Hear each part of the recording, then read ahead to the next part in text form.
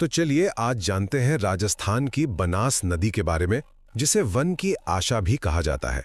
देखिए, ये नदी इसलिए इतनी जरूरी है क्योंकि ये पूरी तरह से राजस्थान के अंदर ही बहने वाली सबसे लंबी नदी है। आप कह सकते हैं कि ये राज्य की सांस्कृतिक और आर्थिक दोनों तरह की लाइफलाइन है। तो पहली बात, इसका रास्ता। ये नदी निकलती है राजसमंद की खमनोर पहाड़ियों से और फिर करीब 512 किलोमीटर का लंबा सफर तय करती है। सोचिए, 7 जिलों से गुजरकर ये सवाई माधोपुर में चंबल नदी में मिल जाती है। और एक मजेदार बात यह है कि टोंक जिले को तो ये नदी एक सांप की तरह बहते हुए ठीक 2 बराबर हिस्सों में बांट देती है। दूसरी बात है इसका असर, जो इसके बहाव से भी कहीं ज्यादा बड़ा है। देखिए, भले ही ये 7 जिलों से बहती है, लेकिन इसका बेसिन मतलब इसका असर 12 जिलों तक फैला हुआ है।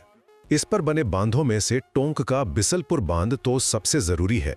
अरे, यही वो नदी है जो जयपुर जैसे बड़े शहर की प्यास बुझाती है, और नंदसमंद बांध को तो राज्यसमंद की जीवन रेखा ही कहते हैं। और तीसरी और आखिरी बात, इसका आध्यात्मिक पहलू। आप जानते हैं, मनास सिर्फ एक नदी नहीं बल्कि आस्था का भी एक बड़ा केंद्र है। क्यों? क्योंकि ये अपनी यात्रा में 1-2 नहीं बल्कि 4-4 त्रिवेणी संगम बनाती हैं। मतलब जहां 3 नदियां आकर मिलती